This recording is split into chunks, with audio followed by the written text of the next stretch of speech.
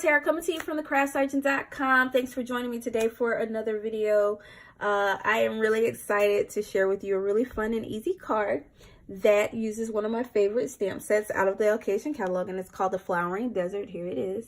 You can find this on page 29 of our occasions catalog, as you can see here. And what's really neat is there is a you can make it bundle here. Now this bundle, just to let you know, as of right now when I'm making this video, I think it's either low inventory or is some of the items in the bundle are on back order, just FYI. So word of advice, when you are trying to purchase things from Stampin' Up, just if you see it, you might want to get it as quick as possible, because you always run that risk of things going on back order, and run the risk of things selling out really quickly, especially like the more popular things. I didn't think that this stamp set was going to be so popular, but I've been seeing more and more cards pop up with this beautiful stamp set because I think it's beautiful. This is really isn't my style, but I've fallen in love with it. So it is one of my favorites out of the catalog. So, but you can find it on page 29.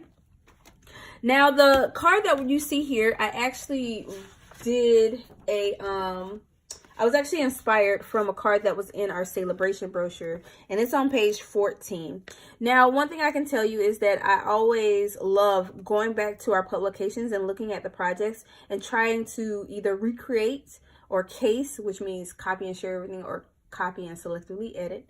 I always look forward to looking at those projects and trying to recreate them as they are, or come up with my own version of that project. And that's exactly what I did for this card. As you can see here, it's similar, right? It's similar because the cacti are laid out in a similar fashion, but ultimately the card looks a lot different because I use a different designer series paper.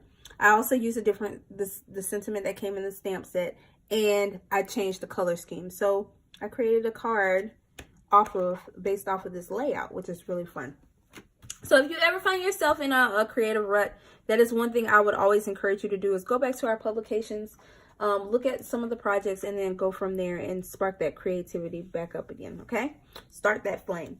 So anyways, with that, I'm going to show you real quickly how to create this really cute card along with what you're going to need. All right, so let me go ahead and tell you what I used on this project. Keep in mind that all of the products that I'm telling you right now will be linked down in the description box below. So that way, if you see anything that you want to purchase today, you can do that through the links that'll take you straight to my online store. And remember, when you place an order that is $50 before shipping and tax, you do qualify for free Sale-a-Bration items, okay? So don't forget to put those items in your cart.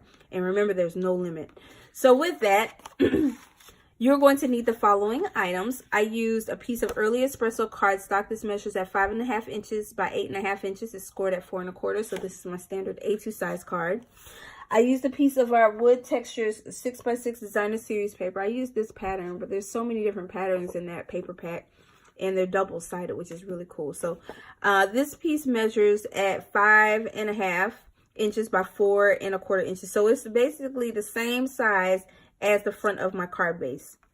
Then I'm using a piece of Whisper White. This measures at 2 3/4 inch by 5.5 inches. And then I have a little piece of Whisper White that measures 1 7/8 inch by 2.5 inches. And this is going to be used for my little banner flag. For inks, I used the following: Soft Seafoam, Pear Pizzazz, Garden Green, Soft Suede, and Calypso Coral. And then to add some finishing touches to the card, I am using some of our linen thread to tie a cute little bow right here. I actually punched a little hole right at the edge there and just tied a bow through it. So, all right, so let's go ahead and begin our stamping. All right, so the first color I am going to use is our Pear Pizzazz. This is the color that I use to stamp all of the main pieces of the cacti. So basically what I'm doing is I'm building a scene. Okay, so you're just going to build your cacti scene right down here on the bottom. And it's supposed to look splotchy like that, just FYI. So I'm just going through and I'm stamping just randomly.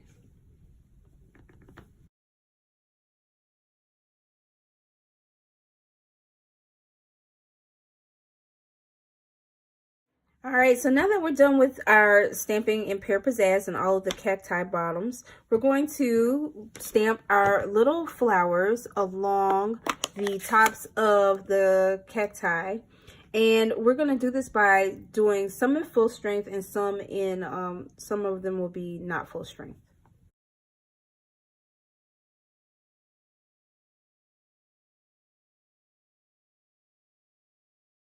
All right, so the next thing we're going to stamp is our little piece of, there's two of these little guys. They're like little thin like bush pieces. I don't know what to call them, but we're going to stamp those in soft seafoam.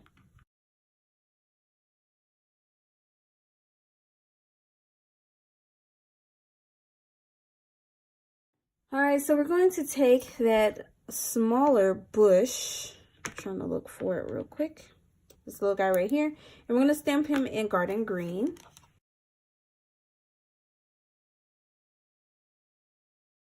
All right, last but not least, we're going to take our soft suede, and there's some like little dots or little like things that like float, that are floating in the air. So we're going to stamp those in full strength and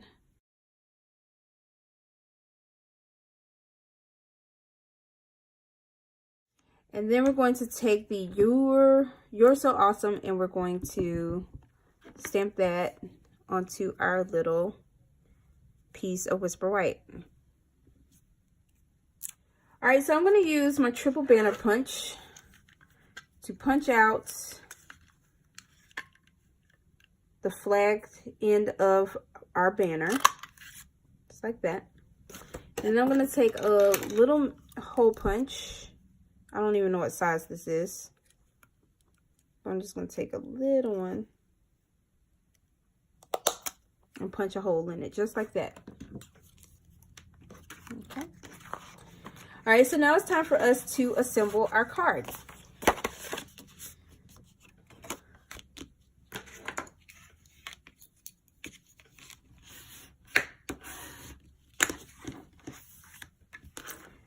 All right, so we're going to take a little bit of snail adhesive,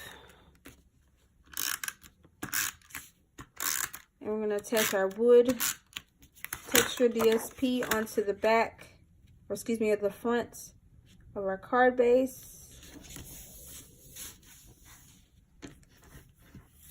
Then we're going to take some more adhesive.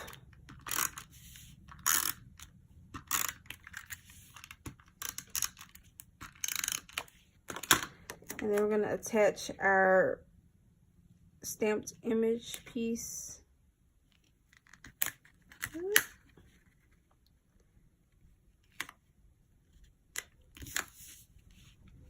right. Then we're going to take some Stampin' Dimensionals and pop up our banner.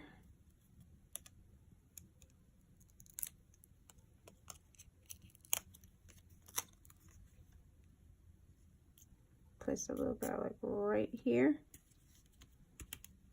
just like that. And then for the finishing touch, we're going to add our linen thread.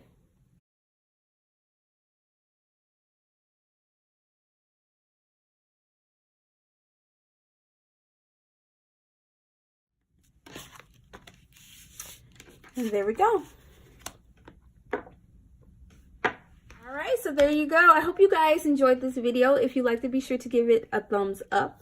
You can find all of the information pertaining to all of the products that I use today on this project down below in the description box, along with a link that'll take you straight to my website that has a coordinating blog post for this project. Also, be sure to subscribe to my channel to stay up to date on all things Stampin' Up and to receive notifications on all of my currently uploaded video tutorials as well.